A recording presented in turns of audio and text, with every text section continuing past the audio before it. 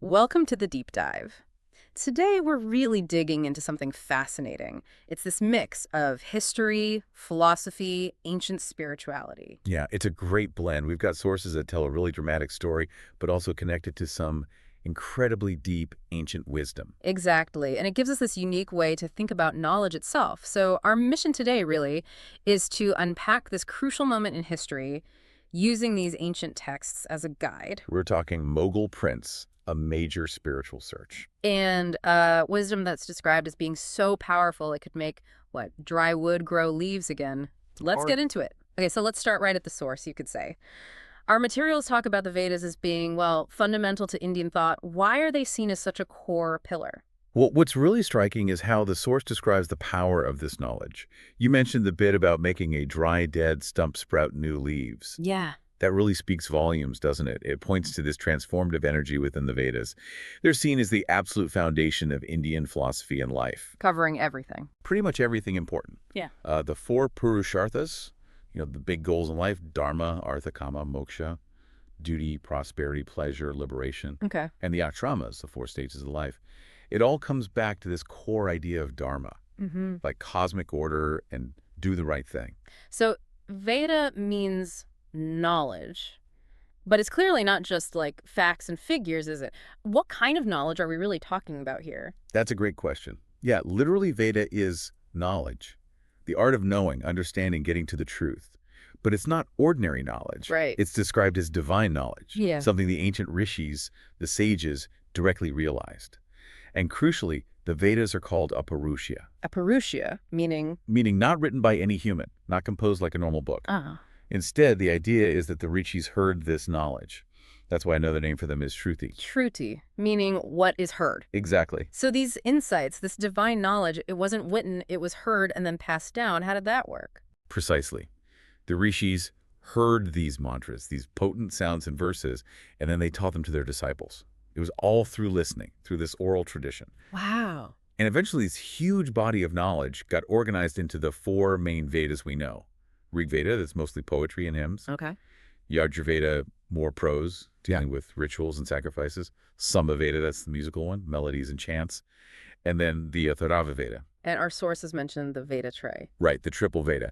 That usually refers to the first three, Rig, Yajur, and Sama, grouped together often because of their form, poetry, prose, song. Okay, so the sources call the Vedas a book of life. How did this ancient wisdom passed down orally manage to survive through, centuries of upheaval, even fights and slavery, as one source puts it? Well, if you connect it to the bigger picture, the sources paint.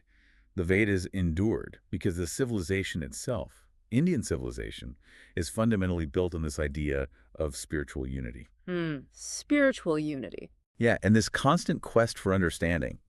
The core message, especially about the soul's immortality, wasn't just an abstract idea. It was lived, it was preserved, passed down generation after generation, even through really tough times. So it suggests this kind of deep-seated spiritual inquiry is just woven into the fabric of the culture. It seems so, like a constant inherent questioning. That's fascinating, Yeah. almost like it's in the air. Exactly what the sources suggest. Something in the atmosphere, they say, that makes people eventually ask, who am I?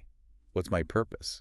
And if they forget. Then the saints and sages are there to remind them. It's this continuous spiritual dialogue. Okay, so we have this profound philosophical backdrop, the Vedas, this ancient wisdom asking these huge questions.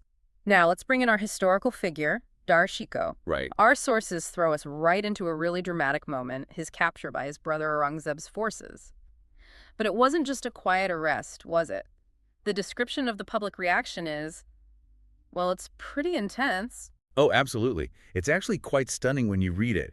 Dara Shikoor Shah Jahan's favorite son, the expected heir, he's being paraded through Chandni Chowk in Delhi, humiliated. Right. But the people, All right. instead of being silent or scared, they apparently just erupted. The sources say they pounced on the soldiers, throwing everything they could find: stones, mud, cow dung, pots filled with urine from the rooftops. Wow. That's not subtle. That's a very clear message of support for Dara. Undeniable. A really visceral public rejection of what was happening. So how did Aurangzeb, the brother, the new emperor, basically take this very public defiance? He saw it as outright rebellion. Not just against him personally, but against the Mughal Sultanate, against the whole order, even against God, in his view. So drastic measures were needed. He concluded the only way to crush this rebellion, this sentiment, was Dara's death, nothing less. And the sources even say he wanted to witness it. Yeah, there's this dark detail about him wanting to see Dara suffer in his final moments. It really underscores the brutality of the situation. Okay, this is where it gets really incredible.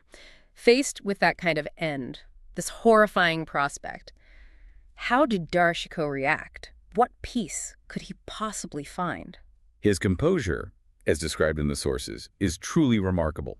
It's not just stoicism, it's something deeper. He actually quotes the Upanishads. Facing execution, he quotes scripture. Yes. He says, "One who thinks he kills and one who thinks he is killed both do not understand. No one kills, nor is anyone killed. Wow. The soul is not killed when the body dies." He uses that classic analogy like taking off old clothes and putting on new ones. The soul just sheds the old body for a new one. That transforms death from an end into, well, the source says the ultimate peace for him. Where does that level of acceptance come from? He directly credits his Sufi teacher, his master, Mian Mir. Ah, the Sufi connection. Right. Mian Mir taught him that the moment of death is the time of meeting with the beloved, with God. So it's a union, not an end. Exactly. He uses this beautiful metaphor. Yeah. His life is like a drop of water. It has two possible fates. It could shine briefly like a pearl, or it could merge back into the ocean, become eternal. And he says he's actually joyful at the chance to become the ocean, to have that final, complete union. That's quite a perspective. It reframes everything. But his journey, this deep philosophical dive, it didn't just start when he was captured, right? Our sources talk about him actively seeking wisdom earlier, like his visit to the fakir Babal Das. That's right. His spiritual quest was ongoing. He goes to this fakir, Babal Das, seeking wisdom, much like his famous great-grandfather, Akbar, sought out Sufi saints, like Khwaja Moinuddin Chishti. Following in the family tradition in a way. What did the fakir tell him? Something quite profound. He says essentially, look, being born a prince gets you a kingdom, sure, but the real thing to learn, the truly valuable knowledge, is poverty. Poverty for a prince. Yeah, meaning detachment, humility. The idea that real insight doesn't come from power or wealth, but from letting go of those things. Interesting. And Dara asks him a really pointed question, doesn't he? Something about Muslims praying, performing namaz, but also respecting other prophets and holy places. It seems contradictory to some. It's a fantastic question, and one that cuts to the heart of interfaith understanding, doesn't it? Yeah. How do you reconcile specific religious duties with universal respect? Right. And the fakir's answer is blunt. It's not a contradiction. He says, He, God, is one. His light illuminates every atom. He is the ocean residing in every drop. The ocean and the drop again. Exactly. Whatever name you utter, you call out to him alone. He goes on to say that the outward forms, the different religions, they're kind of lies if you get stuck on the surface differences and don't see the single source behind them all. So he's saying, look deeper. Beneath the surface, they're all pointing towards the same ultimate reality. Precisely. Look beyond the labels. And he gives Dara some homework. Oh. He tells him, read the Torah, read the Bible, read the Upanishads, read the Quran. Read everything. Read everything. And he promises you will feel as if all the oceans are meeting together. There it is. The confluence of the two seas. Majmua u Bahrain. That's the moment.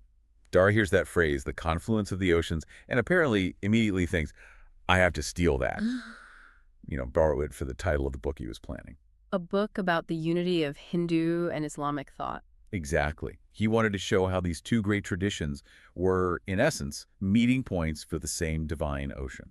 This idea that the Quran and the Vedas fundamentally are words of the same one God, just in different languages, that's huge. What did that mean for Dara practically? What did it drive him to do? It became his conviction. He felt it was absolutely crucial to translate these core texts, make them available across languages, across traditions. He'd already done work on Sufism, right? Biographies of saints? Yes, he had. But the fakir specifically points him towards the Upanishads. He tells Dara, translate these into Persian. He believed it would open a new world, not just for Dara himself, but for everyone. A bridge between worlds. And Dara actually did it. He undertook this massive translation project. He did. And by his own account, it wasn't easy. He compared it to wrestling a champion, saying he often got thrown down by the complexity and depth of the texts. I can imagine. But he persisted. What did he end up calling this huge work, his Persian Upanishads? He titled it Siri Akbar. Sir Akbar, the Great Secret. Exactly, the great secret. But the title is clever. It also deliberately includes Akbar, the name of his great-grandfather. Emperor Akbar, the one known for his own efforts at religious dialogue and understanding. Precisely. Akbar famously believed that truth is not the sole right of one religion. He even traveled all the way to Kashi, Varanasi, to meet the great poet Saint Swami Tulsidas. And Dara wanted to make that same journey. Yes, the sources say Dara also expressed a desire to go to Kashi, connecting himself directly to Akbar's legacy of seeking wisdom across religious lines. So this whole deep dive, it really shows how these fundamental spiritual questions, who am I, what's the point of all this, they just don't go away. They're timeless. Absolutely.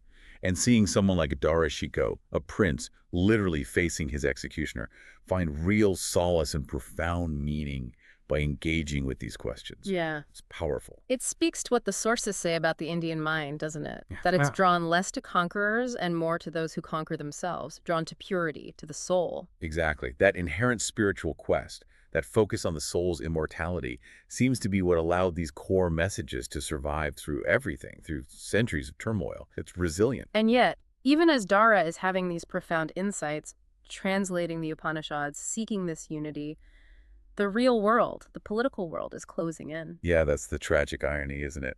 While he's exploring the confluence of oceans, the sources hint at the storm gathering around him.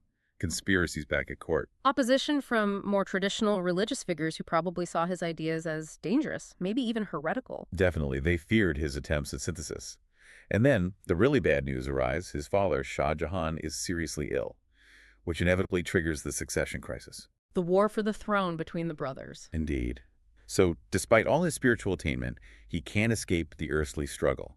He's forced back into the conflict, the civil war, and that fateful journey back towards Agra.